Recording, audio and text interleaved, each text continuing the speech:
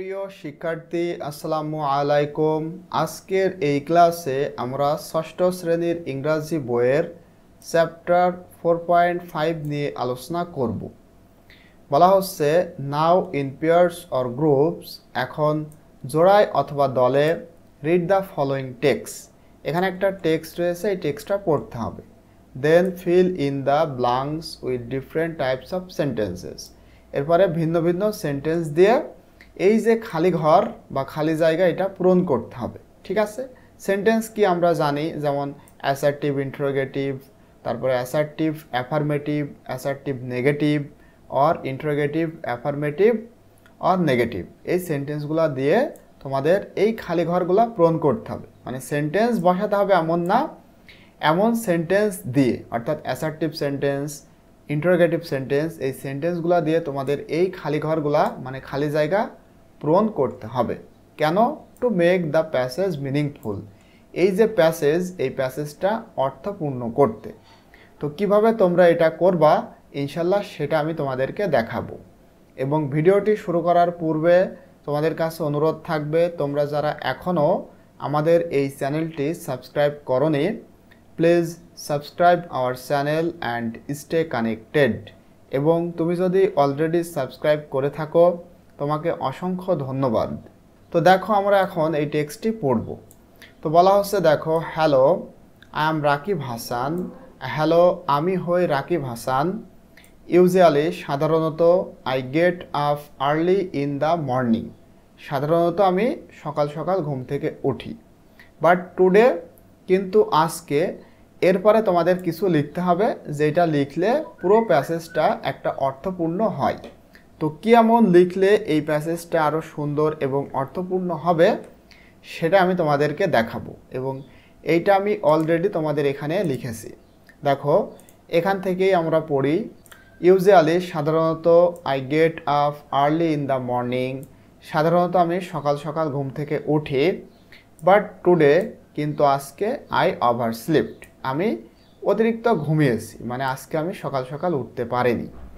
তারপরে I love my school.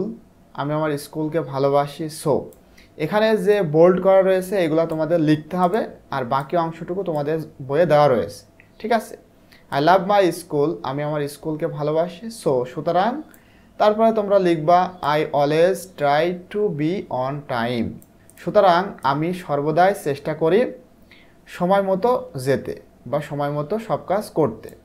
Today, আজকে, my teacher asks me, আমার শিক্ষক জিজ্ঞাসা করলো, Rakib, Rakib, what's your favourite fruit, তোমার প্রিয় ফল কোনটি? আমরা এখানে এটা লিখেছি কারণ কি বলতো, তোমাদের এই যে বই তোমরা যদি একটু দেখো, তোমাদের এই বইয়ে কিন্তু দেওয়া রয়েছে যে I love my school. So, এই যে আই পর্যন্ত দেওয়া রয়েছে, তারপরে আমরা এটা লিখেছি।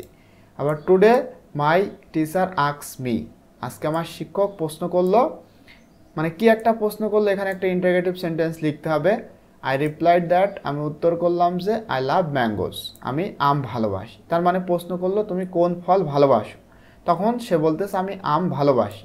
তাহলে সেইভাবে তোমাদের এটা লিখতে হবে, যাতে করে পুরো টেক্সটার একটা সুন্দর অর্থ তৈরি হয়।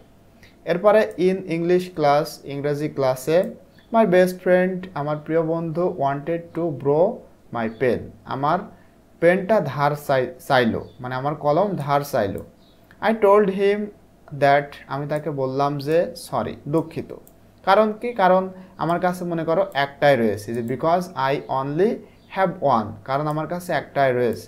এখন তোমরা এখানে কি লিখবা যার ফলে অর্থটা সুন্দর হয়? তো দেখো, এটা আমি তোমাদের এখানে লিখে দিয়েছি। In English class, my best friend wanted to borrow my pen.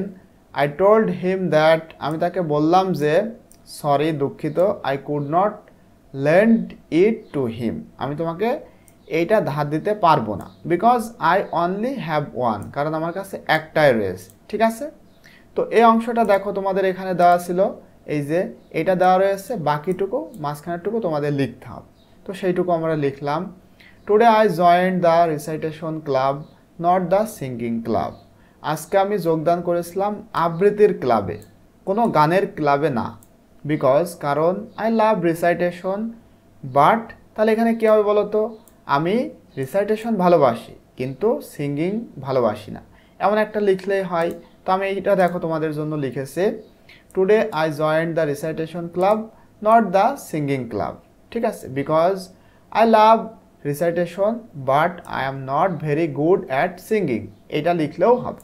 কারণ আমি রিসাইটেশনে যোগদান করেছি, কারণ কিন্তু আমি মানে তোমার গানের দিক থেকে খুব একটা দক্ষ না, এবং আমি গান পছন্দ করি না। তোমরা যেভাবে লিখবা সেভাবে কিন্তু অর্থটা সুন্দর হয়।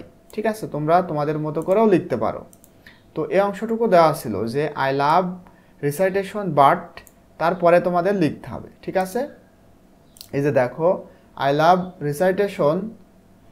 রিসাইটেশন বাট, এই অংশটা দেওয়া রয়েছে। তারপর লিখতে হবে but I am not very good at singing, আমি গানে খুব একটা দক্ষ না। তো বুঝতেই পারতেছো।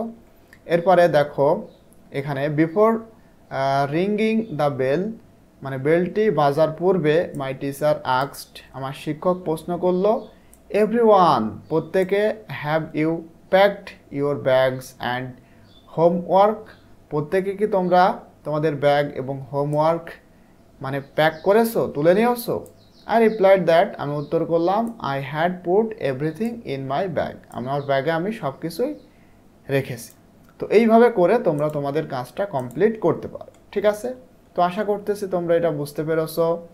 এখানে তোমাদের বাকিটুকু কিন্তু করতে হবে না, দেওয়াই রয়েছে, শুধু এই যে 6 নম্বরে তোমাদের এটা লিখতে হবে, মানে মাই টিচার আস্কড, আমার শিক্ষক প্রশ্ন করলো। এখানে স্পেস দেওয়া হয়নি, কিন্তু এইখানে তোমাদের কিন্তু লিখতে হবে। তো তোমরা এটা যদি বইতে না আটাতে পারো তাহলে অবশ্যই খাতার উপরে লিখবা। তো 6 নম্বরে কি লিখতে হবে আমি কিন্তু অলরেডি তোমাদেরকে দেখিয়েছি। এই যে প্রশ্ন করলো, এই যে everyone, have you packed your bag and homework, এই অংশটুকু তোমাদেরকে লিখতে হবে।